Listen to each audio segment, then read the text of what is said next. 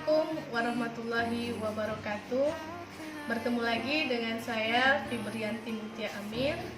Pada kesempatan kali ini saya akan memaparkan materi paper saya yang ketiga yang berjudul Strategi Pembelajaran PJOK Dilihat dari Sudut Pedagogi. Adapun latar belakang permasalahannya, yaitu pendidikan jasmani merupakan bagian integral dari keseluruhan proses pendidikan. Artinya, pendidikan jasmani menjadi salah satu media untuk membantu ketercapaian tujuan pendidikan secara keseluruhan. Maka dari itu, pendidikan jasmani menjadi salah satu mata pelajaran yang ada di setiap jenjang sekolah, mulai dari SD, SMP, dan SMA, bahkan ke perguruan tinggi. Pendidikan jasmani membina mutu sumber daya manusia seutuhnya untuk masa kini maupun masa depan. Untuk mendapatkan manusia yang sehat atau bugar seutuhnya atau sejahtera seutuhnya, yaitu sejahtera jasmani, rohani, dan sosial menurut rumusan sehat oleh WHO. Menurut Aib Juardi dan Sony Novembri pada tahun 2010, guru pendidikan jasmani adalah guru yang ada dalam tatanan organisasi dalam sebuah sekolah. Guru pendidikan jasmani adalah seorang yang mempunyai kompetensi profesional, pedagogi, sosial, dan kepribadian dalam bidang pendidikan jasmani. Keahlian khusus yang dimiliki oleh guru pendidikan jasmani diharapkan dapat membantu pelaksanaan tugas dan kewajibannya. Adapun rumusan permasalahannya, yaitu dalam materi ini mengangkat tentang strategi pembelajaran PJOK dilihat dari sudut pedagogi. Tujuan materi ini adalah untuk menambah ilmu pengetahuan akan strategi belajar strategi belajar mengajar mata pelajaran PJOK. Kita masuk yang pertama, itu bagian hakikat strategi pembelajaran. Adapun pengertian strategi pembelajaran secara etimologi, di mana strategi pembelajaran merupakan rangkaian dua kata, yaitu kata strategi dan kata pembelajaran. Kata strategi berasal dari bahasa Inggris, yaitu strategi, yang berarti siasat atau taktik. Kemudian mengenai pengertian kata pembelajaran yang juga dikenal dengan pengajaran, dalam Kamus Besar Bahasa Indonesia berarti cara atau proses perbuatan menjadikan orang atau makhluk hidup belajar. Menurut Gabbar, Leblanc, dan Lofi pada tahun 1994, strategi pembelajaran merujuk pada suatu proses pengaturan lingkungan yang dilakukan oleh guru sebelum proses pembelajaran berlangsung. Sedangkan menurut Gerlach dan Eli, strategi merupakan cara-cara yang dipilih untuk menyampaikan metode pembelajaran dalam lingkungan pembelajaran tertentu. Sedangkan strategi pembelajaran meliputi sifat, lingkup, dan urutan kegiatan pembelajaran yang dapat memberikan pengalaman belajar kepada peserta didik. Kemudian berikutnya ada macam-macam strategi pembelajaran PJOK. Pendekatan pembelajaran PJOK merupakan bagian dari proses pembelajaran pendidikan. Dalam proses pembelajaran PJOK melibatkan berbagai hal. Unsur-unsur tersebut merupakan upaya mencapai sasaran atau tujuan pembelajaran. Untuk memahami hakikat pendekatan pembelajaran PJOK, diperlukan pemahaman untuk belajar dan mengajar. Menurut Umar Hamalik, pendidikan dapat memilih satu atau beberapa strategi sekaligus, serta menggunakan secara bervariasi sesuai dengan tujuan yang ingin dicapai.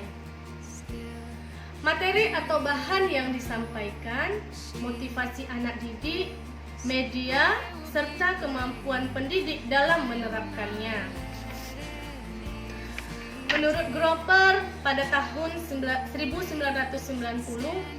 strategi pembelajaran merupakan pilihan atas berbagai jenis latihan tertentu yang sesuai dengan tujuan pembelajaran yang ingin dicapai. Bahwa setiap tingkah laku yang diharapkan dapat dicapai oleh peserta didik dalam kegiatan belajarnya harus dapat dipraktekkan. Sementara Romizowski pada tahun 1981 bahwa strategi pembelajaran adalah pandangan umum mengenai tindakan yang dilakukan untuk memilih metode pembelajaran. Nah, dari masing-masing strategi pembelajaran memiliki karakter tersendiri. Di antaranya adalah yang pertama, strategi pembelajaran ekspositori. Strategi ini merupakan suatu strategi pembelajaran yang prosedur dan pelaksanaan kegiatan pembelajaran terpusat pada pendidik. Maksudnya adalah pendidik dituntut untuk aktif dalam memberikan penjelasan atau informasi yang terperinci tentang bahan pengajaran. Adapun hal yang menonjol dalam strategi pembelajaran ekspositori adalah tujuannya yang utama, yaitu memindahkan pengetahuan, keterampilan, dan nilai-nilai sikap pada anak didik. Kemudian berikutnya ada strategi pembelajaran kelompok.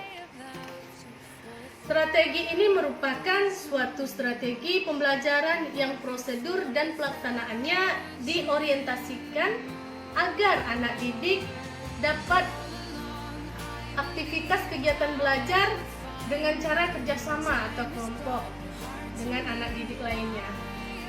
Dalam pelaksanaannya, pendidik berperan sebagai fasilitator, pembimbing, perencana pembentukan kelompok, dan pengevaluasi. Sedangkan anak didik berperan sebagai anggota kelompok tertentu yang harus bertanggung jawab terhadap keberhasilan kelompoknya. Kemudian ada strategi pembelajaran individual.